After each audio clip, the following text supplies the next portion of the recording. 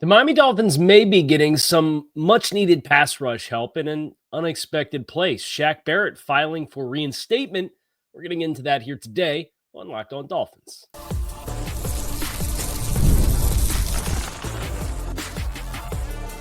You are Locked On Dolphins, your daily Miami Dolphins podcast, part of the Locked On Podcast Network, your team every day.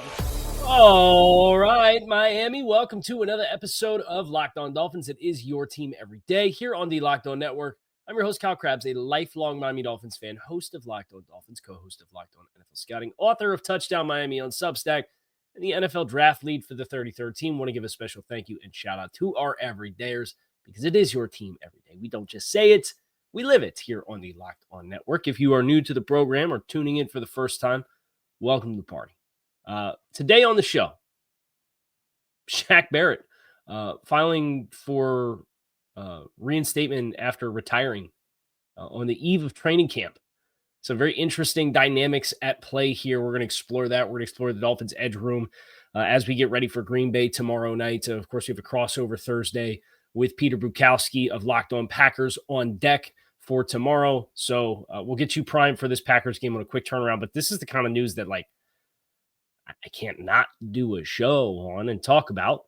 Today's episode of Locked On Dolphins is sponsored by FanDuel. You can start with a big return this season on FanDuel. New customers can bet $5 and get started with $150 in bonus bets if you win that first $5 bet. Visit FanDuel.com to get started. So the news came out yesterday that Shaq Barrett, longtime Denver Bronco turned Tampa Bay Buccaneer, turned for a cup of coffee and a $5 million signing bonus, Miami Dolphin, who retired on the eve of training camp.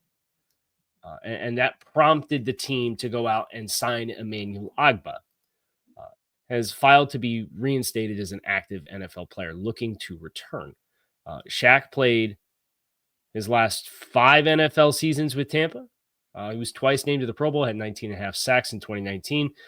And was a productive pass rush player in a little bit of a different role. I mean, his snap usage, he was usually a 70 to 80% snap guy. He was down to 62% in 2023 when playing for the Bucs. But the pressures that he brought, it was still a valuable pass rush role that you're wondering what he has left in the tank. What is the motivation for Shaq Barrett to come back now? A lot of people said, oh, well, Philly had an injury and he's going to try to go to Philly. Or, oh, Tampa, he said on Kay Adams, the only place he'd come back out of retirement to play is for Tampa Bay. And maybe that is in his mind. But there's some great reporting from Ken Wolf on this from the NFL Network. The Dolphins have until 4 p.m. on Tuesday, so little less than 36 hours, to make a decision on if they want to accept Shaq Barrett on for the rest of this season or not. And part of the reason why that is the case is for your contract to toll as an NFL player, you need to play in 6 games. Well, the Dolphins have 6 games left, or you need to be on the roster for 6 games at least. That's not in the cards if we wait past the end of business day to make formal transactions ahead of the game on Thursday night. Right? So the Dolphins need to make a decision, and if they choose not to bring back Shaq Barrett, he will stay on the reserve/retired list through the end of the season, and then presumably come back, and then he would probably ask for his release if he wants to go to Tampa Bay. Or he'd be committed to playing in Miami in 2025, and who knows if the Dolphins would even want that. So that is kind of where if Shaq Barrett has decided he wants to play or he wants to continue to play and he wants to play into the future but play elsewhere, his opportunity to honor the commitments based on league standards for tolling contracts, we're up against the deadline. And deadlines, as we know, it's for action. But Shaq Barrett apparently didn't have communication with the team in the build up to this decision with his representation, which is Drew Rosenhaus, which is a little surprising. I mean, maybe Chris Greer saw it coming, Um, but they had coach availability yesterday because of the short week. And they asked Anthony Weaver about it. And he said, I'm not going to comment on it. This is the first I've heard of it. And then they asked Mike McDaniel. And he said, yeah, it's Thursday it's the Tuesday morning for a Thursday night game. We haven't had any communication with him. I got to talk to Chris. We got to figure out what's going on. There's a whole bunch of domino effects that are a part of that puzzle. If that is something that's going to happen for us. So I'm not, the players owe it to me be focused on Tampa Bay or on Green Bay right now. So it's like odd timing, odd that there wasn't any communication in the buildup, at least with the coaching staff. Maybe that is something that Chris handled and Chris was preparing until they had a chance to sit down. Like, I don't know. I know a lot of Dolphins fans have a lot of mixed feelings about the idea of Barrett coming back and playing after the spot he put the team in. But the best way to do business here is to not have your personal feelings involved. That's where I stand with. And from my perspective, even if he needs a couple weeks to get into like playing shape, players sign off the street this time of year every year. I have no reason to believe that Shaq Barrett would be any different. If he's decided he wants to play, I would want to have him brought back in the fray. And we'll get into some of the economics of why. I think you look at his contract as it is currently cataloged on the salary cap resources like Spot Rack, right? And the Dolphins paid Shaq Barrett. It was a 1-year, $7 million contract with a max value of up to $9 million, right? A lot of money, but hold the phone. $5.5 million of that was a signing bonus that Shaq Barrett received when he signed his contract.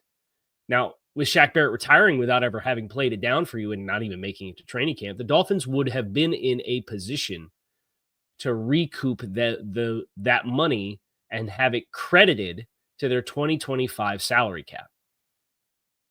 If you bring Shaq Barrett back, now you're opening the door for a renegotiation of a portion of the signing bonus. So maybe you still get some of it credited back, but just forget about the cash, right? Forget about the cash.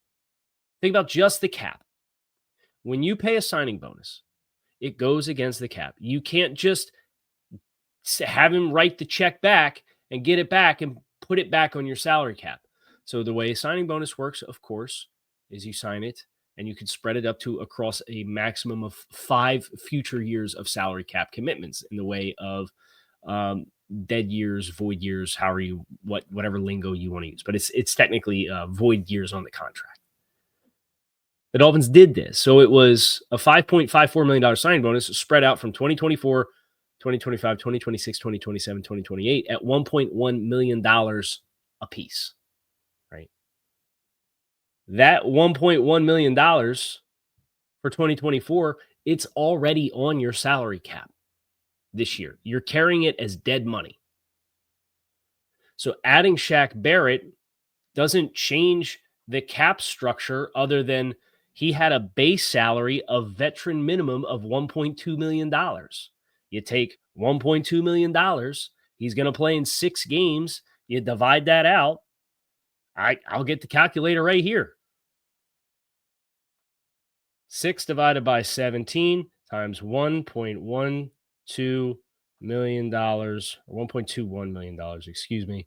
It's $427,000.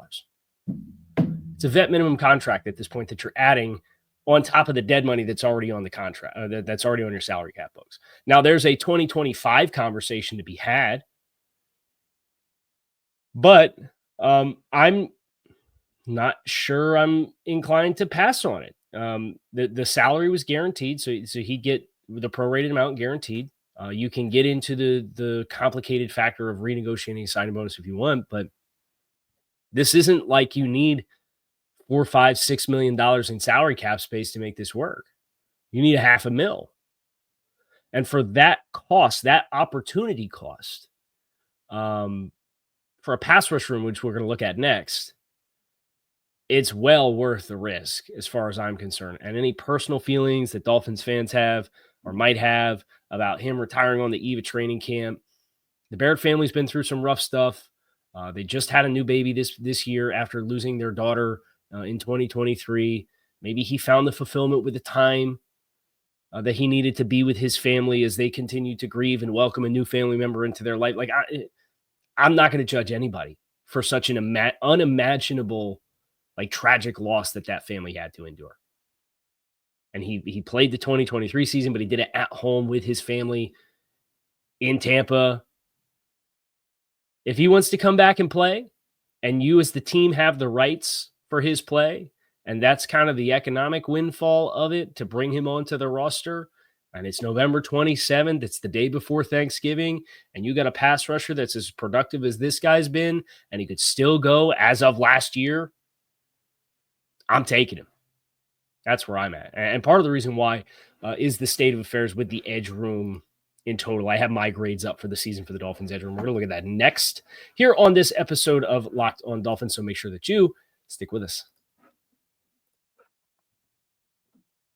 PrizePicks is the best place to get real money sports action with over 10 million members and billions of dollars in awarded winnings. PrizePicks has made daily fantasy sports accessible to all. You just pick more or less on at least 2 player projections for a shot to win up to 100 times your cash. Run your game all season long with PrizePicks. You can win up to 100 times your money on PrizePicks with as little as 4 correct picks.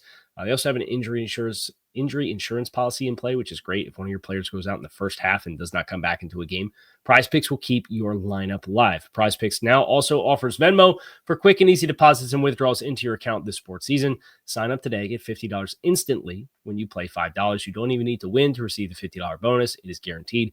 PrizePicks also offers weekly promotions that can lead to even bigger payouts. So download the PrizePicks app. Use code LOCKEDONNFL. Get $50 instantly after you play your first $5 lineup. That's download the PrizePicks app. Use code LOCKEDONNFL. Get $50 instantly after you play your first $5 lineup. PrizePicks, run your game. Are you struggling as we get closer to the holidays?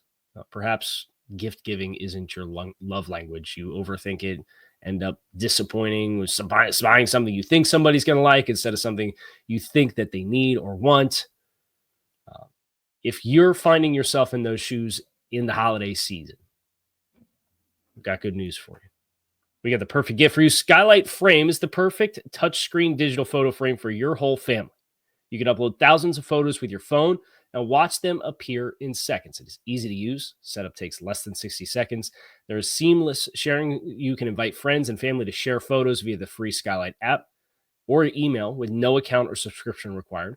The touchscreen is a game changer, so you could swipe through the photos and see the ones you want, tap to see new photos that are sent, and hit the heart button to say thank you for whoever uploaded.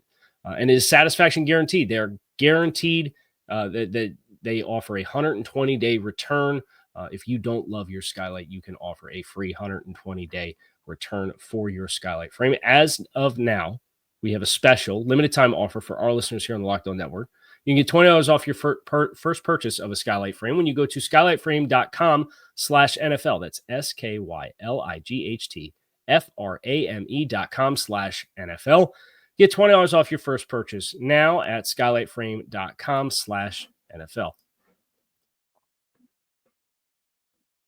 The edge room for the Dolphins, I have, of course, one of the things I do for Touchdown Miami is I grade every rep from every player on every play that's on the field on an above to and below expectation scoring standard. It's kind of the foundation of how Pro Football Focus originally did their grades, and then they started converting their grades into a 100-point scale and putting a whole bunch of like positional weights in certain areas of grades instead of grading every rep equally, whether you're defending the run or the pass and this, that, the other thing. And it's also that structure of grading, instead of just collecting the raw data, it makes it a little bit more muddy. And then on top of that, like there has to be some level of trust with the data collector, the person watching the tape.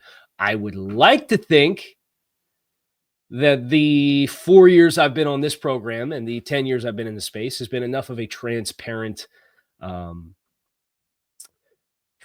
in my process that if you're consuming my content, you trust me as the data collector for assigning the grades. Chop Robinson is off the charts right now. He's been phenomenal. The last really 3 weeks, he's been out of this world good. He was good against Buffalo in both of the games he played against the Bills this season. But it's getting the grades are getting exponentially higher for Chop Robinson. But I have my grades for the edge room up for the entirety of the season. Jalen Phillips was grading awesome before he went down against Tennessee. Emmanuel Ogbah, playing through a bicep tear, he's had no bad games, but he also has graded 2 or below expectation in each of the last 4. And he is your primary snap taker on the edge, even more so than Chop. It's him, Tyus Bowser, Chop, and then you're getting sprinklings of Quentin Bell. Muhammad Kamara was in for a couple of cups of coffee against Buffalo and Indianapolis, and then they'll push Calais Campbell out there in some of their heavier fronts. So you have Chop Robinson, who is leaping, right? But Emmanuel Ogbah being your primary volume snap taker and grading the last 4 weeks, we'll go after the bye. He graded marginally above expectation against Arizona, and he was marginally below expectation against Buffalo, LA Rams, New England Patriots, and he was a break-even to expectation against the Raiders. It's not a needle-moving performance. It's a snap taker. I think the same can really be said for Tyus Bowser, except he had a really rough game against the Raiders. Tyus Bowser has been below expectation in the last 3 games and was to expectation against Buffalo for the second Buffalo game. And he only came into the fray after Phillips went down and started playing against New England the first time you played. So you're looking at your guys that are primary snap takers. Chop, he's getting good run, but he's not getting 90% of snaps. And I think that's selective, and I think that's smart. And I think you're seeing as they've kind of found other guys to assume a higher workload of just regular reps, it's put Chop in position to do the things that he does best more frequently. And I think that I don't think it's a correlation. I think there's a causation with what kind of volume of snaps the other guys are taking versus what it has allowed Chop to do over the last 3-4 weeks. Quentin Bell's actually come on strong a little bit, but he's getting 15 snaps a game. And none of these guys, other than Chop Robinson, are winning rushing the passer. They are getting stalemates and one-on-one opportunities against offensive tackles. They might beat a tight end or a back. They might beat a chip. They can run twist in stunt games. I know Emmanuel Ogbah's sack numbers are closer to the top for this season for Dolphins defenders. But the vast majority of these have come on twist stunts and games up front where he lines up outside and either Zach Sealer or Calais Campbell or Deshaun Hand takes their initial rush on the guard, and then they step outside and they slam on the inside shoulder of the tackle, and Emmanuel loops around the inside and he's coming free through the B or the A gap. That's how he's got 3.5 sacks this year. He's played the run admirably well. I mean, he's got more than double the tackles for loss this season than he did last year in 15 games for Miami. He actually has more tackles for loss than he does the last 2 years combined. And I know 2022 is a short stint for him, only a couple of games. So he has a role to play. But if Shaq Barrett has a role to play as a guy who can organically win rushing the passer, that's sorely needed opposite of Chop. And maybe Bradley Chubb comes back and is that answer for you? I don't know. Am I holding my breath on anything for Bradley Chubb right now? It's November 27th. It's almost been a full year. I know Mike McDaniel's been very emphatic that he has a lot of confidence that he's going to come back and play. But there's more at play with the Bradley Chubb stuff than just the injury and the recovery. And I think that's the unfortunate reality of the Bradley Chubb situation is he's got injury guaranteed money for 2025. And I think this team has to ask themselves if they see themselves with Bradley Chubb in 2025. You want to risk rolling a guy out there that you maybe have exit ramp plans for and risk 20, $10 million of his 2025 salary is guaranteed for injury. So if he gets hurt again and can't pass a physical, you got to write him a check for another $10 million. And you hate playing that game while you're trying to make a playoff push. And Bradley Chubb can most definitely help the roster. Is he ready? Is he not ready? If he's not ready, I know somebody who is, and his name is Shaq Barrett. And he's knocking on the door. So I think the smart thing to do is answer. The opportunity cost, though, in that regard, probably some fans want to know who's on the out. So we'll look at who are some of the bubble players that maybe could make space for Shaq Barrett. That's next here on Locked On Dolphins. Make sure you stick with us. You can get ready to tackle all of the NFL action this week with FanDuel, America's #1 sportsbook. Right now, new customers can bet $5 and get $150 in bonus bets if you win. The FanDuel Sportsbook app gives you everything you need to place live bets on the NFL all in one place. So when you get a hunch in the middle of the game, you can check out the latest stats, view the live play-by-play, and so much more on the same page as where you place your bets. Just visit FanDuel.com to join today and get started with $150 in bonus bets when you win your first $5 bet. Quick turnaround for the Dolphins on the road in Green Bay, cold weather game. They are 3.5-point dogs for tomorrow night as things currently stand on FanDuel. That number really hasn't moved. It's been fairly static.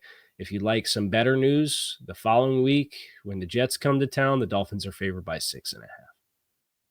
So you get a couple games to get a little bit of action on if you are interested over on FanDuel. So never waste a hunch and make every moment more with FanDuel, official sportsbook partner of the NFL. So who's on the bubble? And we just went through the edge room, and I don't know that there's a good option for a cut in this room. I think Quentin Bell, if Quentin Bell wasn't coming on pretty strong as a rotational piece, and again, I don't think that there's a lot of value there as a pass rusher right now, but he is explosive. Had the sack against the Rams. He's had some run through off the backside left unblocked. And he's a really raw player. I mean, he was one of the darlings of training camping, and the past 2-3 weeks has kind of showed why with limited opportunities.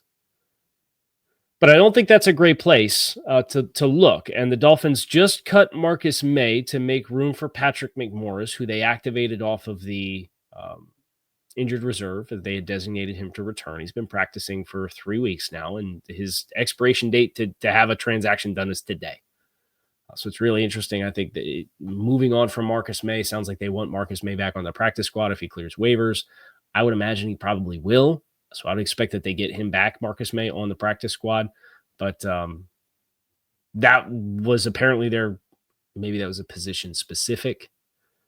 But you look at some of the other defensive talent. Neil Farrell, I think you could probably sign somebody to do what Neil Farrell does and elevate him and elevate that player off the practice squad for several games this season and have much better use of the roster spot for Shaq Barrett than Neil Farrell, who this past game had 11 opportunities with snaps. The week before that, it was 9. The week before that, it was 8. So, I mean, you're talking 28 snaps over the last 3 weeks. The week before that, it was 14, and he was one of the worst graded players on the field. So that's probably the first name for me that comes to mind on the defensive side of the football would be Neil Farrell. Offensively, I think you have a little bit more wiggle room with D. Eskridge and Jack Stahl. Probably the first 2 names that come to mind as opportunities to open roster spaces. And then, of course, this proposition, if you do bring him back, gets a little bit more gray if Bradley Chubb is available to come back, because then you'd have to get rid of somebody out of the edge room. And that would probably be Quentin Bell. I would assume it's not going to be Muhammad Kamara as a 5th-round draft pick this year, even though he's not getting run. It's certainly not going to be Chop Robinson. Tyus Bowser, I think, takes too many snaps. Ogbah, I think, takes too many snaps. Now, if you take an injury to one of those guys and they have to miss extended time, I think maybe that solves the problem for you itself, but that's something the Dolphins would have to wait and find out. But for me, like I would cut Neil Farrell, sign any other 330-pound guy, add him to the practice squad, and if you need to elevate him for snaps, you can elevate him for snaps. But between Benito, Benito Jones has played well the last couple weeks. He scored pretty well. Deshaun Hand had a strong stretch a couple weeks before that. And then obviously Calais and Zach. I think you have enough bodies there. If you need it, you can add somebody to take 6, 7, 8 snaps, and I would not bat an eye. But that's what I would do, and I'm not running the team. We'll see what the team actually does in the coming days with Shaq Barrett, but it's an exciting opportunity to add a really experienced pass rusher who I think has a little bit more proof of concept of still being able to play at a high level than what you would normally find for a free agent ad. And with the signing bonus details being something you're going to have to sort through either way, and carrying the dead money from the signing bonus that he received, that they were going to look to recoup and have credited their 2025 salary cap space. That part already being something that had to be resolved, but like you were carrying the worst case scenario anyway, and now you're only talking about dealing with the prorated amount of his base salary, which is a vet minimum number. To me, it's a no-brainer, and I hope they see it that way as well. We'll see, though.